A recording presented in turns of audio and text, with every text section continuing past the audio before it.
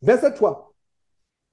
Ainsi parle l'Éternel aux hommes de Juda et de Jérusalem. Défrichez-vous un champ nouveau et ne sémez pas parmi les épines. Ça me renvoie à quoi? Ça me renvoie au chapitre introductif où je mettais la fondation, j'établissais la fondation de cette aventure que nous allons passer, de ce voyage que nous allons faire ensemble au travers du livre de Jérémie.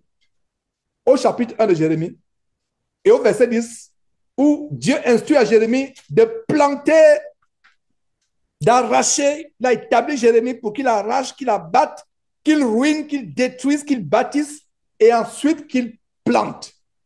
Et je vous expliquais en fait que c'est le verset sur lequel Jésus-Christ a été fondé. Il y a des gens qui jugent, mais qui disent, mais tu ne fais que détruire, tu ne fais que... Qu'est-ce que tu fais pour édifier le peuple de Dieu?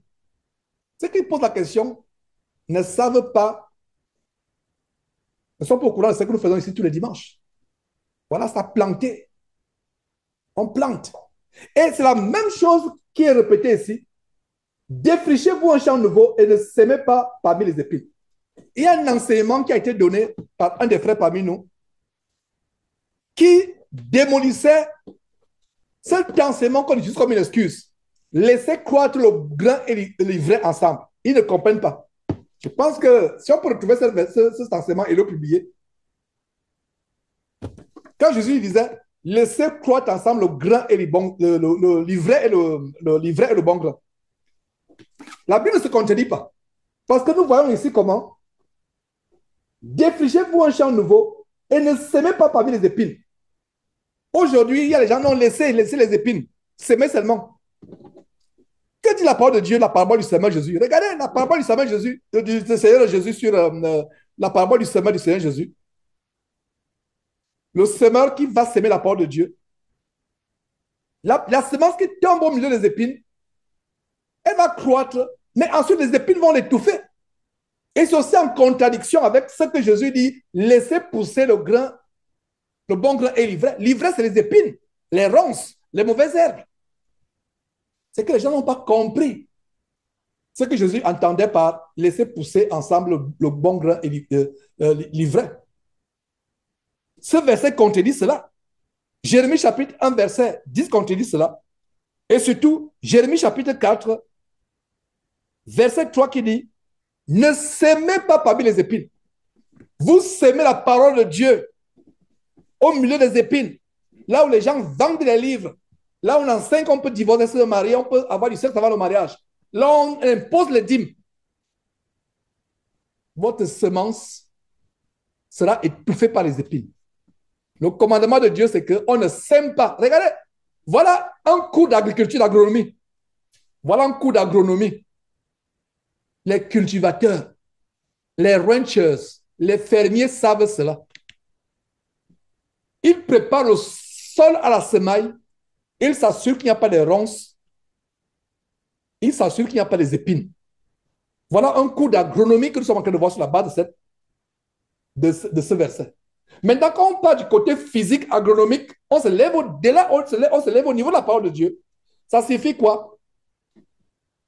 Dénoncez d'abord, abattez, mettez en pratique Jérémie 1:10. Il y avait un frère avec qui on a communié ici à Houston, je ne donne pas son nom.